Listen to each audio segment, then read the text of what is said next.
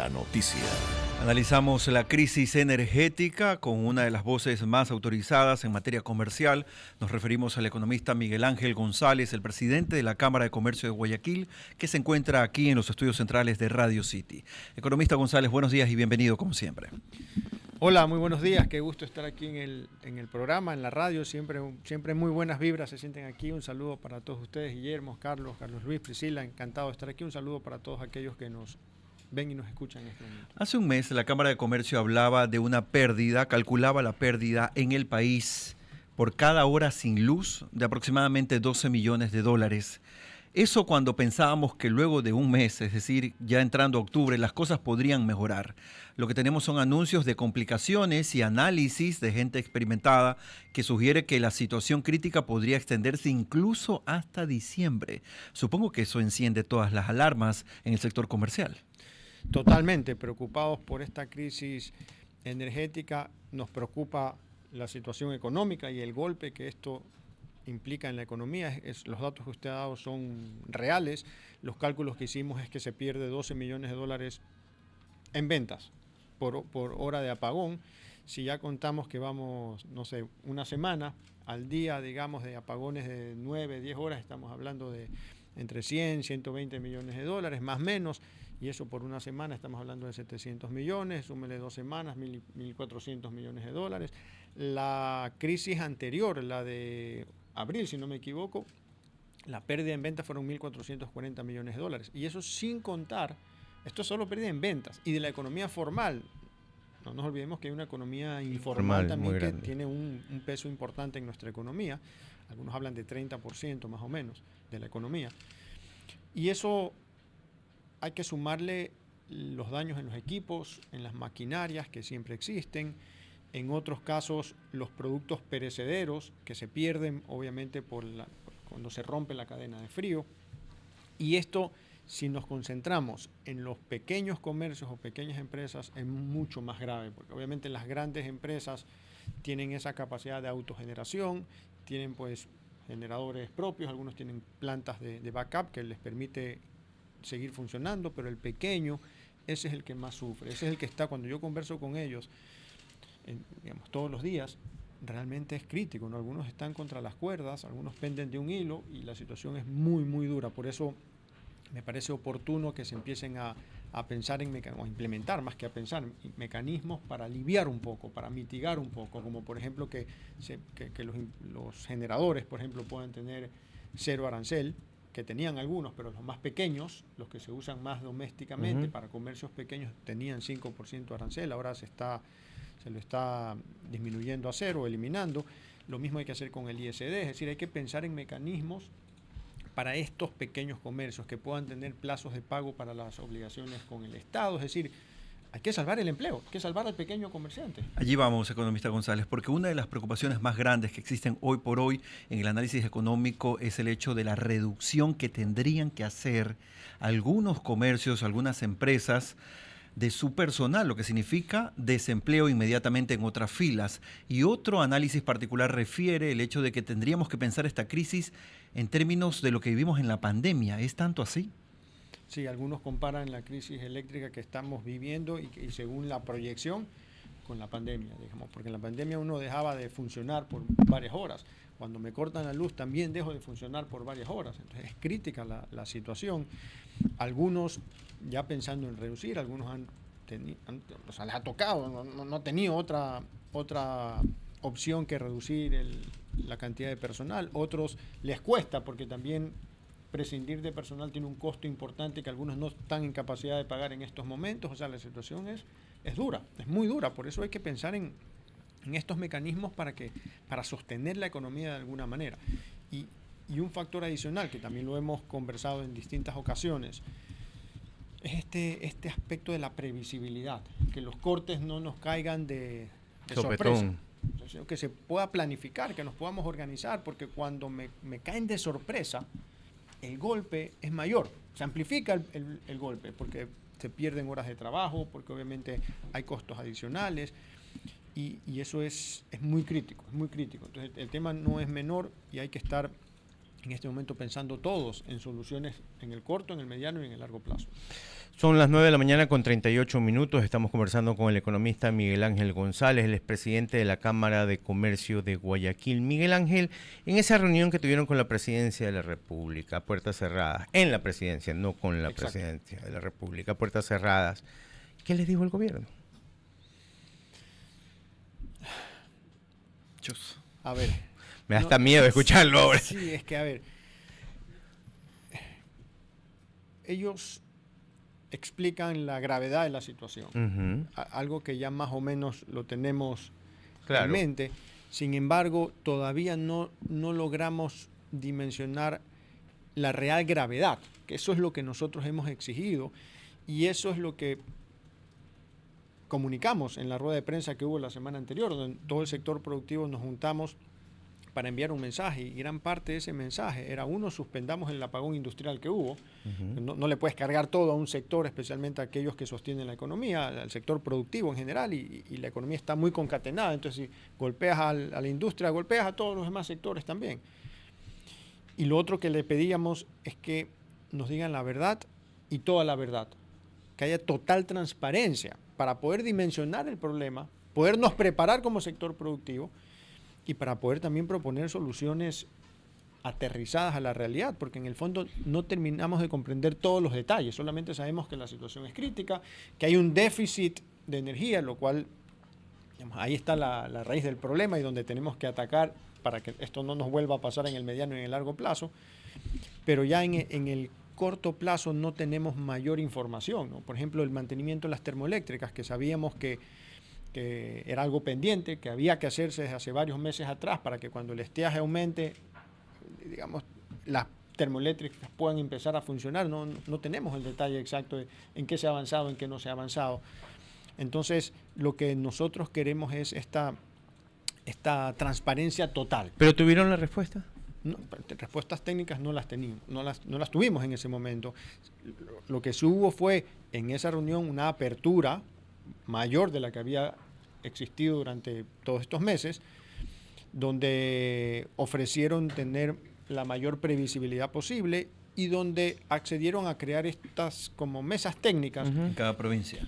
Exactamente, para poder ya trabajar en el corto plazo, es decir, cómo hacer frente a estos apagones de la manera más, digamos, efectiva posible, con el menor impacto en la producción, en el comercio y en los distintos sectores productivos, porque ahí hay que considerar las distintas realidades de los distintos sectores. Lo que tiene que ver con el mediano y el largo plazo, ese es otro tema, pero que igual hay que tomar hoy medidas para que esto no vuelva a suceder. El otro día alguien en son de broma me decía, es que lo peor que nos puede pasar es que llueva y nos olvidemos del problema, que es lo que nos suele pasar a los ecuatorianos, que parecería que es lo que sucedió en abril, no lo podemos decir porque no tenemos toda la información, pero hoy en el país hay que tomar decisiones estructurales de cambio también del marco jurídico y algunas otras decisiones que permitan que exista mayor inversión privada, pero hay que tomar las decisiones hoy, porque toda inversión privada, y la pública también, va a dar resultados en el mediano y en el largo plazo. Son proyectos muy grandes de generación que toman tiempo. Entonces no podemos posponer, no podemos procrastinar en cambios importantes. Hoy se ha enviado un proyecto de ley, hace unos días, donde se han incluido algunos aspectos que me parecen importantes, pero que hay que todavía afinar. Algunos aspectos, porque ya hubo una ley en enero, la supuesta ley No Más Apagones, donde no se consideraron los comentarios del sector productivo y donde ahora no se puede pasar otra oportunidad. Pero más allá de eso, ¿ustedes tienen una propuesta para el problema actual? ¿Qué dicen las cámaras de la producción y del comercio a nivel nacional? ¿Cuál es su propuesta al gobierno? Porque eso es lo que yo siempre digo aquí. Yo quiero que les demos propuestas al gobierno, no solamente digamos que es la culpa de ellos. Exactamente. La primera propuesta fue creemos las mesas técnicas, porque hay mucha variedad de situaciones. No es lo mismo el sector industrial que el sector comercial. Hay empresas que necesitan cortes que sean de corrido, hay otros que pueden sostenerse con cortes menores varias veces al día. O sea, depende de la situación. Y en el corto plazo tampoco es que hay mucho que hacer. Si es que no se tomaron las decisiones antes y hoy la situación hidroeléctrica es crítica y no se ha dado el mantenimiento correspondiente a las termoeléctricas, en el corto plazo lo que hay que hacer es iniciar ese mantenimiento.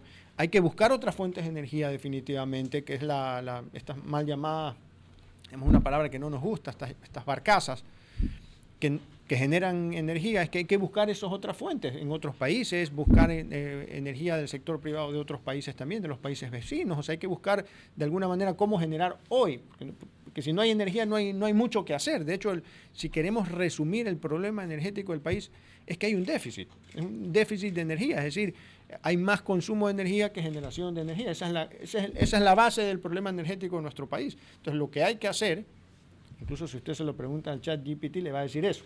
Necesita en Ecuador más generación de energía y diversificación de energía. Eso no se logra en el corto plazo, pero hay que empezar hoy. Y privatización de energía. Nosotros no hablamos de privatización. No es privatización, que el sector privado genere la energía. Exactamente. Nosotros hablamos de invitar al sector privado. Y digo invitar porque usted cuando invita a alguien, o alguien es su invitado, usted lo trata bien. Entonces, hay que invitar al sector privado a que genere energía. Entonces nosotros hablamos de inclusión, de participación del sector privado en la generación de energía. ¿Cuál vía? Puede ser concesión, puede ser licitación, puede ser cualquier mecanismo que permita que el sector privado invierta sin trabas, sin problemas. Esto ya se da.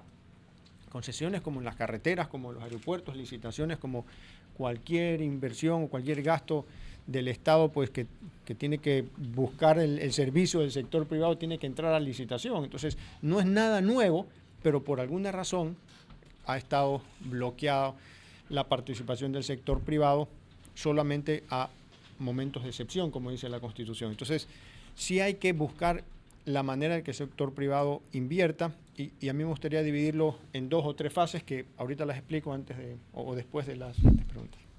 Un poco para retomar lo que decía la ministra el día de hoy, justamente en las declaraciones, de que probablemente los cortes se extiendan hasta diciembre, que es muy importante sobre todo para el sector comercial. ¿Tienen planificado ya un plan de acción, alguna mira a futuro de lo que vendría a ser esos meses? Sí, que nos digan eso es bueno. Es decir, bueno, es malo, digamos, pero es bueno que al menos lo empiecen a hablar con esa franqueza, porque eso permite planificar.